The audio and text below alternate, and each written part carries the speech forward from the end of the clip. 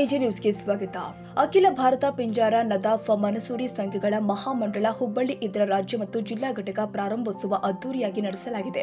ಸಮಾಜದ ಚಿಂತಕರು ಮುಖಂಡರಲ್ಲಿ ಖುಷಿ ಎದ್ದು ಕಾಣ್ತಾ ಇತ್ತು. ಮುಸ್ಲಿಂ ಸಮುದಾಯದಲ್ಲಿ ಹಿಂದುಳಿದ ಸಮಾಜದ ಮುಖಂಡರುಗಳ ಲೋಕಾಪುರದಲ್ಲಿ ಸಮಾಗಮವಾಗಿತ್ತು. ಸಮಾಜದ ನೂರಾರು ಜನರಲ್ಲಿ ಸಂಭ್ರಮ ಮನೆ ಮಾಡಿತ್ತು.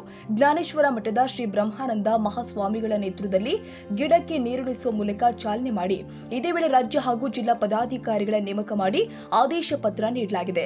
ನೇಮಕವಾದ ಎಲ್ಲರಿಗೂ ಆದೇಶ ಪತ್ರ ನೀಡಿ ಶುಭ ಕೋರಲಾಗಿದೆ. ರಾಜ್ಯಾಧ್ಯಕ್ಷರಾಗಿ ಶ್ರೀ ಕಾಜಂಬರ್ ನದಾಫ್ ಮತ್ತು ರಾಜ್ಯ ಸಂಘಟನಾ ಕಾರ್ಯದರ್ಶಿಯಾಗಿ ಅಬ್ದುಲ್ ರಜಾಕ್ ಲಾಲಾಸಾಬ್ ನದಾಫ್ ನೇಮಕ ಮಾಡಲಾಗಿದೆ.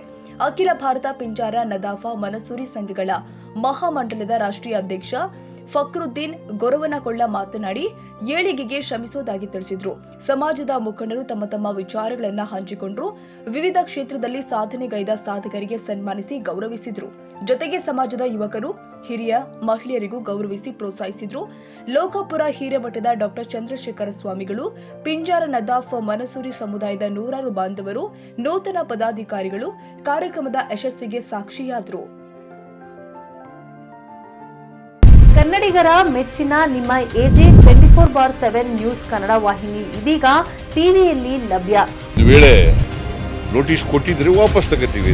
ಇವತ್ತು ವಕ್ಫ್ ಪ್ರಾಪರ್ಟಿ ಅಂತೇಳಿ ಬರ್ತದೆ ಅಂತ ಹೇಳಿದ್ರೆ ರೈತರು ಬೀದಿಗೆ ಬದಲು ಏನ್ ಮಾಡ್ಬೇಕಾಗತ್ತೆ? ಯಾರು ವೋಟ್ ಹಾಕಿಲ್ಲ ಅಂದ್ರೆ ಗ್ಯಾರಂಟಿನೆಲ್ಲ ಸ್ಟಾಪ್ ಮಾಡ್ಬಿಡ್ತೀವಿ.